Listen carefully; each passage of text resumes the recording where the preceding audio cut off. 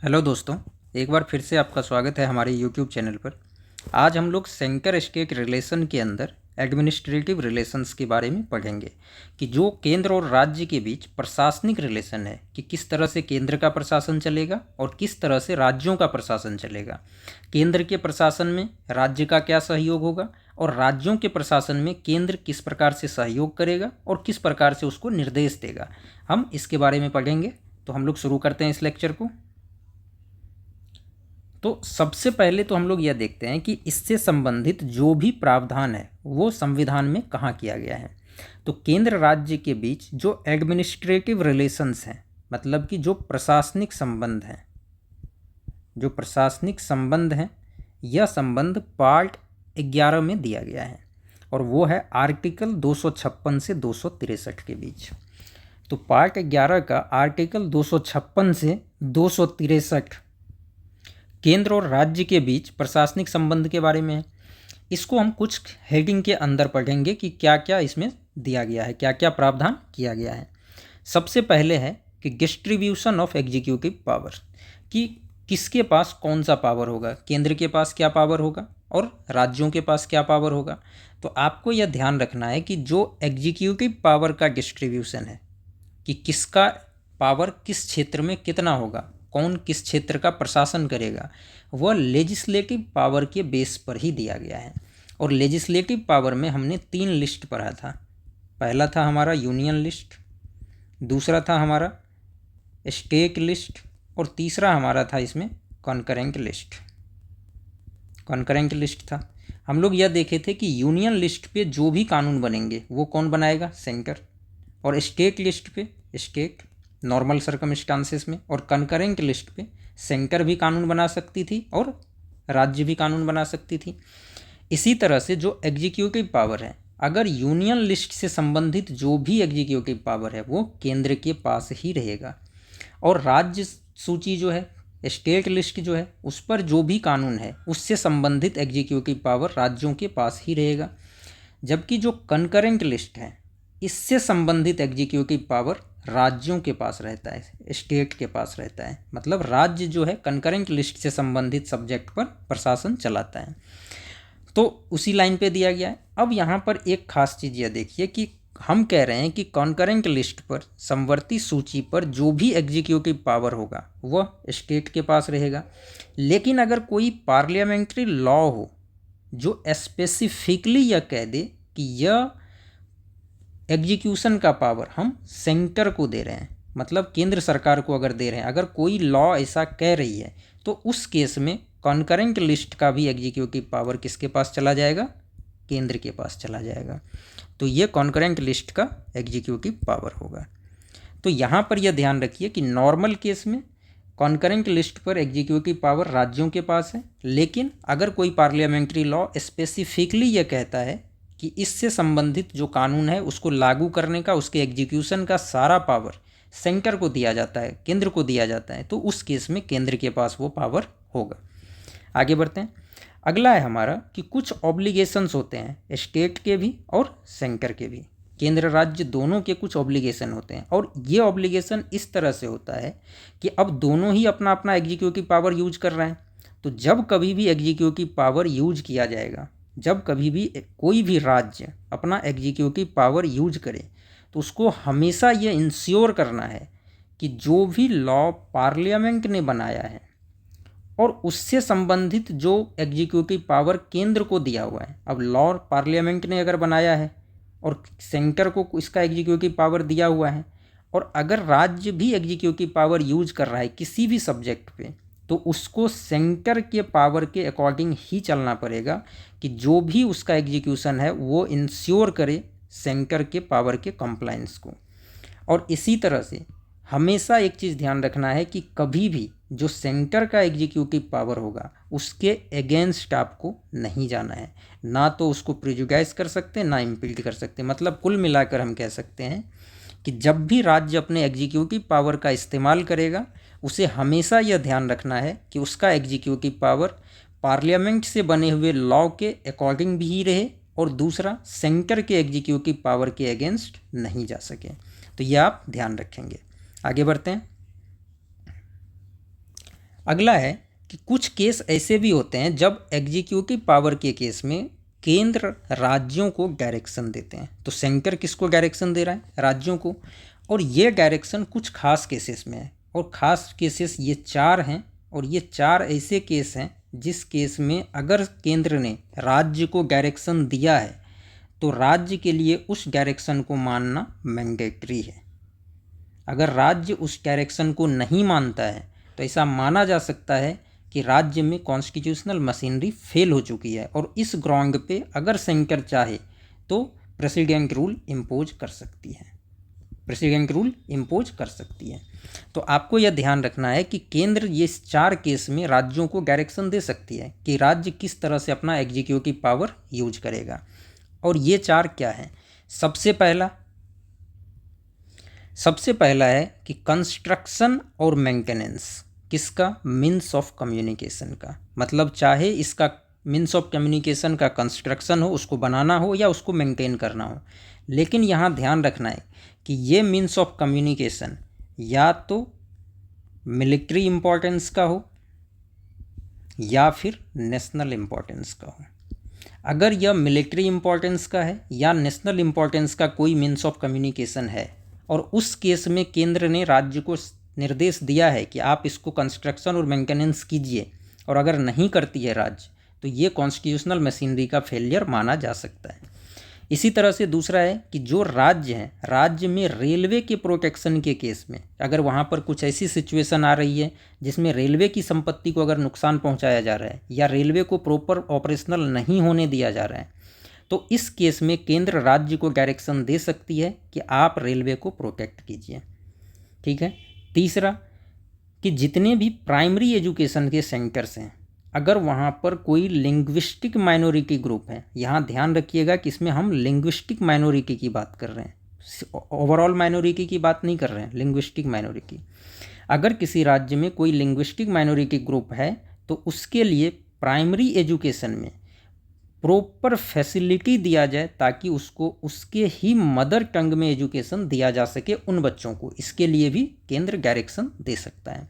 तो केंद्र किसके लिए डायरेक्शन दे सकता है? अगर किसी राज्य में कोई लिंग्विस्टिक माइनॉरिटी है तो उनके बच्चों को प्राइमरी एजुकेशन उनके अपने ही मदर टंग में मिले, इसके लिए प्रॉपर फैसिलिटी बनाने के लिए डायरेक्शन दिया जा सकता है।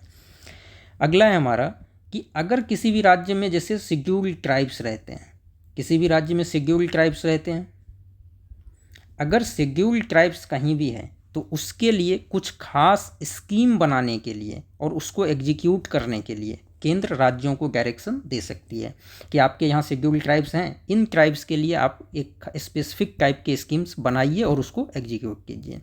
इनमें से किसी भी डायरेक्शन को अगर कोई राज्य मानने से मना कर दे या ये कहता है कि वो नहीं कर पाएगा तो उसको प्रॉपर जस्टिफिकेशन सेंटर को देना पड़ेगा, और अगर उसके जस्टिफिकेशन से सेंटर संतुष्ट नहीं है तो उस केस में आर्टिकल 365 के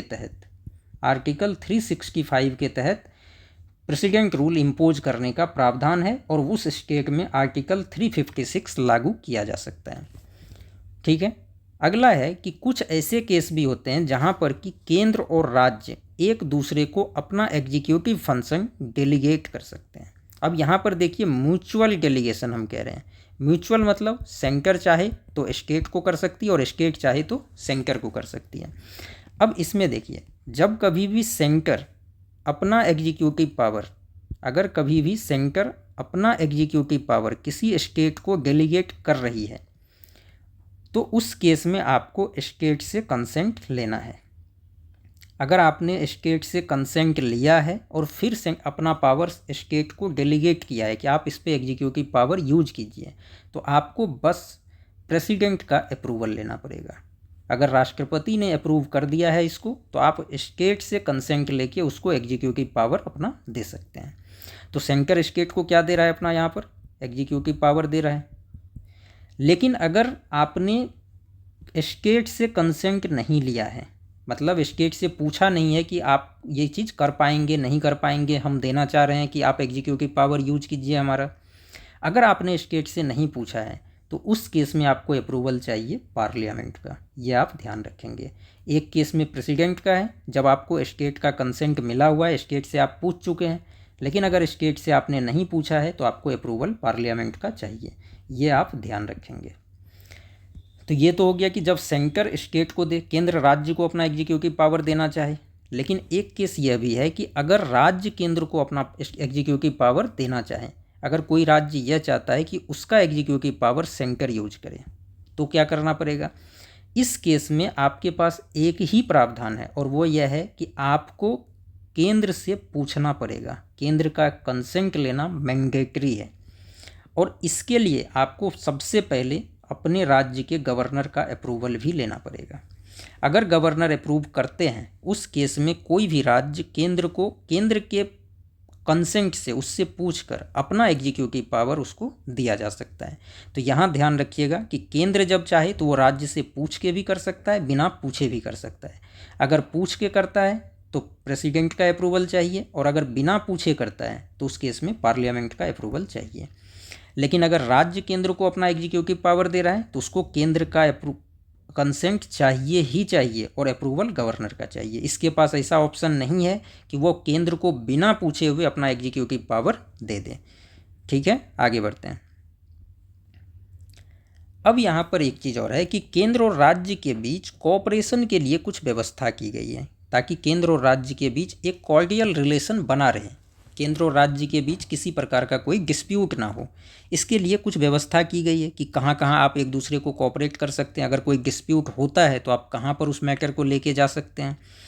तो इस केस में हमारा सबसे पहला आता है कि संसद को यह पावर दिया गया है, पार्लियामेंट को, कि वह किसी भी ऐसे डिस्प्यूट को जो वाटर से संबंधित है। अब वाटर का डिस्प्यूट कब होगा? जब पानी एक राज्य से दूसरे राज्य में जाए। मतलब कोई भी अगर इंटर स्टेट रिवर है, अगर एक राज्य से दूसरे राज्य कोई नदी जा रही है, तो उस केस में हम लोग देखते हैं कि बार बार डिस्प्यूट होते रहता है। जैसे तमिलनाडु आंध्रा के बीच है, तमिलनाडु कर्नाटक के बीच है। तो इस तरह के डिस्प्यूट अगर कहीं भी है इंटर स्टेट रिवर की वजह से, तो पार्लियामेंट को यह पावर दिया गया है कि वह ऐसे डिस्प्यूट को सॉल्व करने के लिए एडजुडिकेशन कर सकती है। और इससे इस केस में क्या होता है? रिवर बोर्ड एक्ट बनता है।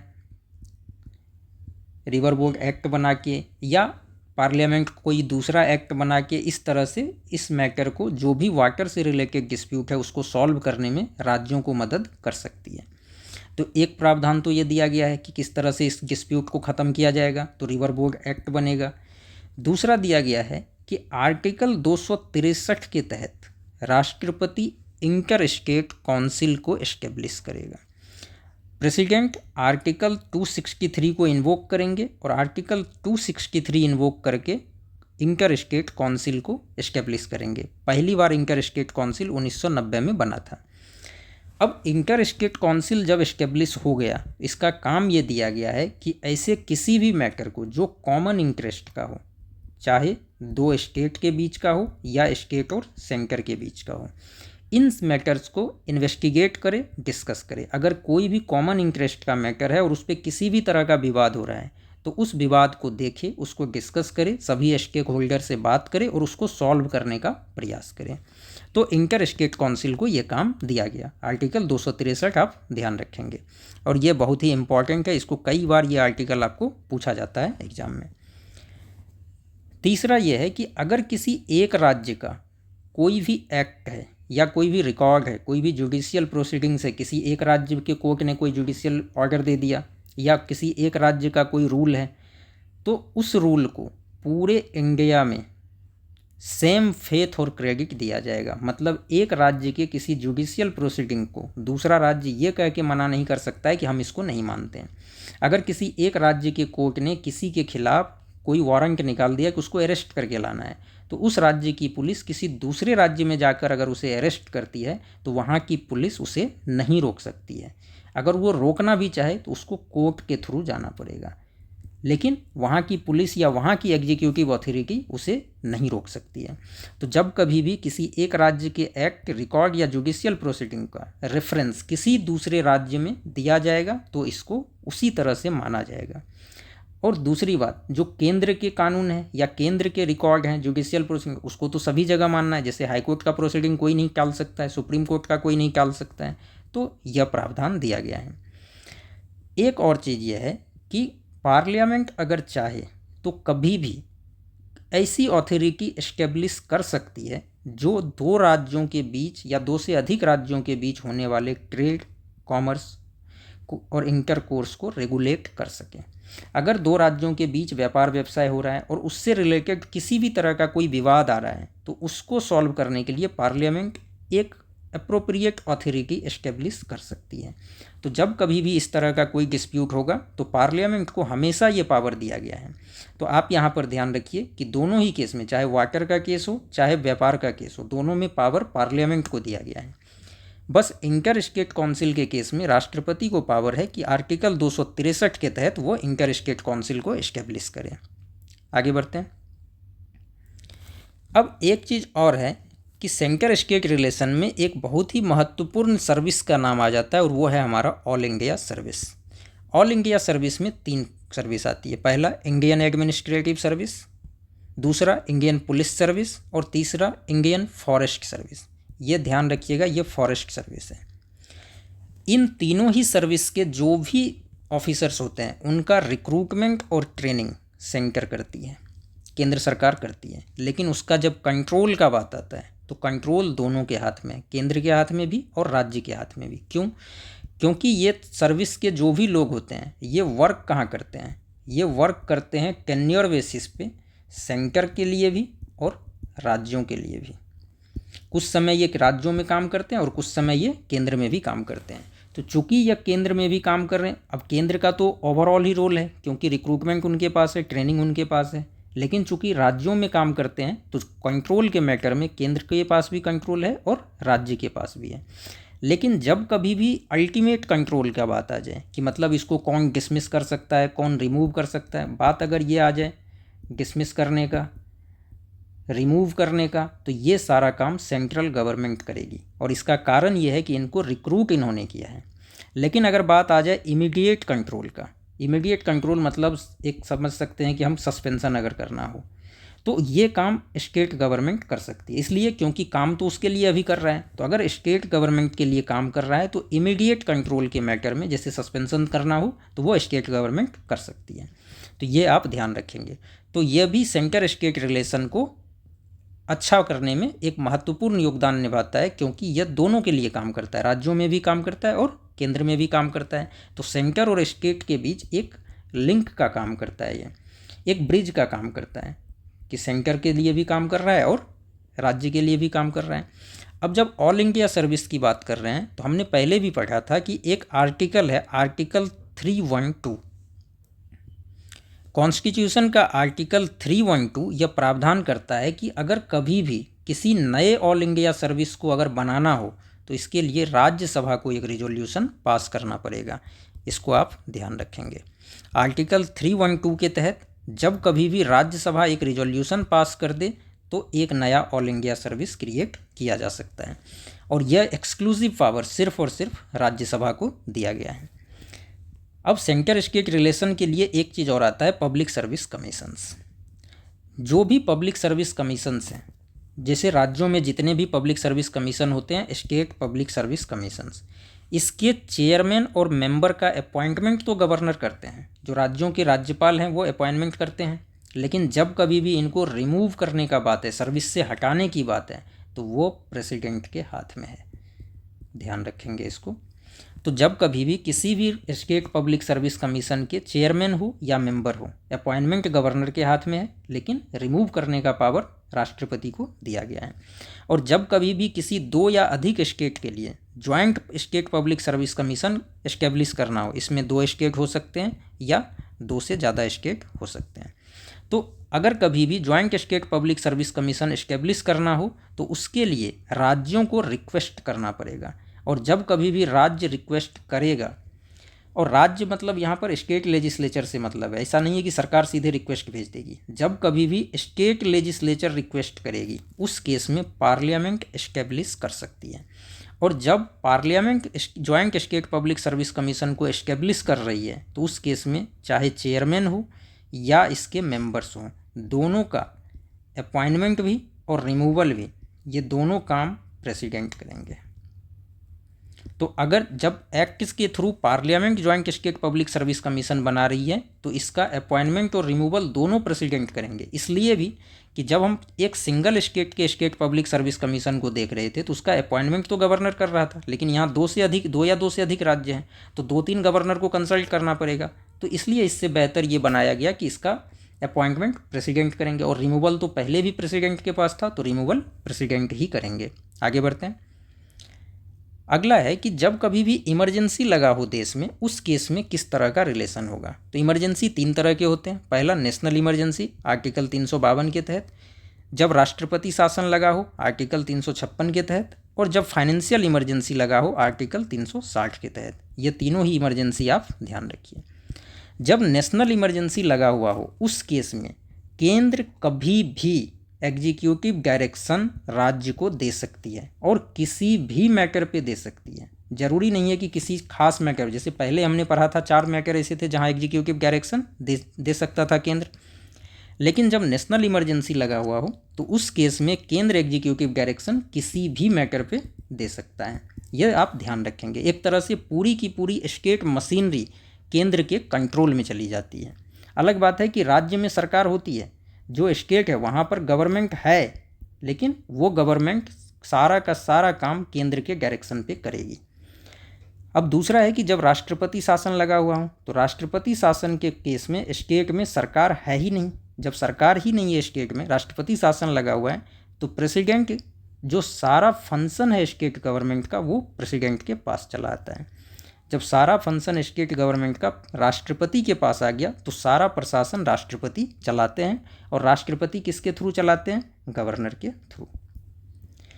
तीसरा है कि फाइनेंशियल इमरजेंसी अगर लगा हुआ है तो फाइनेंशियल इमरजेंसी के केस में चूंकि फाइनेंस से मैटर है, वित्त से मैटर है, तो केंद्र कभी भी जो फाइनेंशियल प्रॉपर्टीज हैं, मतलब जो फाइनेंस से रिलेटेड मैटर्स हैं, उसमें राज्यों को डायरेक्शन दे सकती है कि आप चाहे तो सैलरी और अलाउंस जो गवर्नमेंट एम्प्लॉई हैं उनके सैलरी को आप कम कर सकते हैं, सैलरी और अलाउंस जो कुछ भी है उसको कम कर सकते हैं। जितने भी बिल्स स्टेट लेजिस्लेचर में जाएंगे फाइनेंस से रिलेटेड वो राष्ट्रपति के लिए रिजर्व रखवाया जा सकता है, बिना राष्ट्रपति के अप्रूवल के वो जा नहीं सकता है। तो इस तरह से है कि जब कभी भी फाइनेंशियल इमरजेंसी की बात आएगी तो केंद्र कभी भी राज्यों को फाइनेंशियल मैटर में डायरेक्शन दे सकती है। आगे देखते हैं। अब देखते हैं कि कुछ और भी प्रोविजंस हैं सेंटर स्टेट रिलेशन से संबंधित। इसमें एक बहुत ही इम्पॉर्टेंट आर्टिकल है आर्टिकल 355, इसको आप ध्यान रखेंगे। आर्टिकल 355 केंद्र को 2 ड्यूटी देता है। आर्टिकल 355 2 ड्यूटी किसको देता है? केंद्र को। और उसमें पहला है कि वो सभी राज्यों को प्रोटेक्ट करे। राज्यों को प्रोटेक्ट करे किससे? अगर कभी भी आक्रमण होता है, एक्सटर्नल एग्रेशन होता है। एक्सटर्नल एग्रेशन ये हो गया कि कोई भी देश अटैक करता है, युद्ध की सिचुएशन आती है, या किसी भी तरह का इंटरनल डिस्टर्बेंस होता है। अगर एक्सटर्नल एग्रेशन हुआ तब भी और इंटरनल डिस्टर्बेंस हुआ तब भी केंद्र की जवाबदेही है कि वो सभी राज्यों को प्रोटेक्ट करेगा, यह आर्टिकल 355 कहता है। दूसरा, जब कभी भी स्टेट में जो भी स्टेट मशीनरी चल रही है वो संविधान के प्रोविज़न के अकॉर्डिंग ही चल रही है, मतलब यह इंश्योर करना कि राज्य सरकार संविधान के प्रोविज़न के अकॉर्डिंग चल रहा है, यह केंद्र का काम है। तो आर्टिकल 355 क्लियरली दोनों चीज़ कहता है कि आपका काम है, आप राज्यों को सुरक्षा देंगे, किससे? एक्सटर्नल एग्रेशन से भी और इंटरनल डिस्टर्बेंस से भी।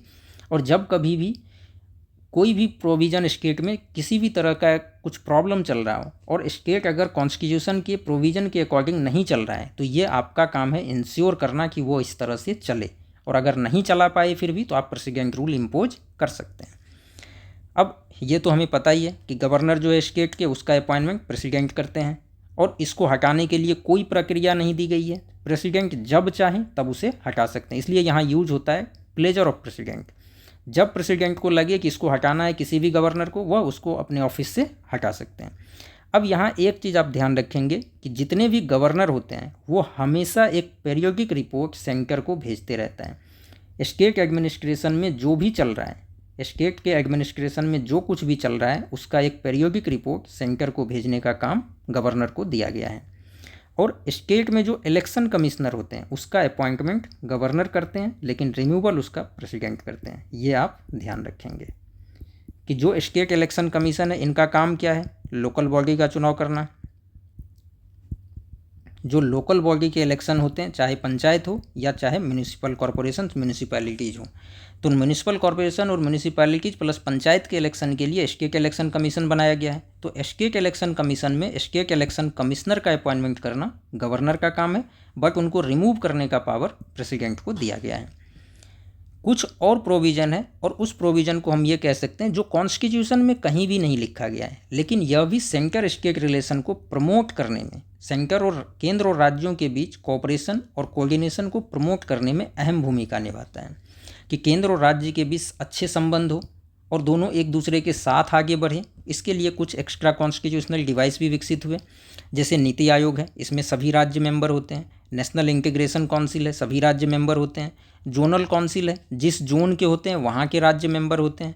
नॉर्थ ईस्टर्न काउंसिल हो, इसमें नॉर्थ ईस्ट के 8 स्टेट जो हैं, नॉर्थ ईस्ट के सारे 8 स्टेट इसमें मेंबर हैं। और इसी तरह से कई सारे एनुअल कॉन्फ्रेंस होते हैं, जैसे गवर्नर्स के कॉन्फ्रेंस होते हैं, इसको प्रेसिडेंट इसको चेयर करते हैं। इसी तरह से चीफ मिनिस्टर्स के कॉन्फ्रेंस होते हैं, इसको प्राइम मिनिस्टर चेयर करते हैं। इसी तरह से चीफ सेक्रेटरीज के कॉन्फ्रेंस होते हैं, इसको कैबिनेट सेक्रेटरी चेयर करते हैं। और इसी तरह से जैसे आईजी के कॉन्फ्रेंस होते हैं, इसको होम सेक्रेटरी या होम मिनिस्टर चेयर करते हैं। तो इस तरह से कई सारे एनुअल कॉन्फ्रेंसेस भी होते हैं जो केंद्र राज्य संबंध को आगे बढ़ाने में मदद करता है। तो आज हम लोग एडमिनिस्ट्रेटिव रिलेशन के बारे में पढ़े। अगले लेक्चर में हम लोग फाइनेंशियल रिलेशन के बारे में पढ़ेंगे कि केंद्र और राज्य के बीच फाइनेंशियल रिलेशन किस तरह का होता है। तो धन्यवाद दोस्तों, आज के लिए इतना ही।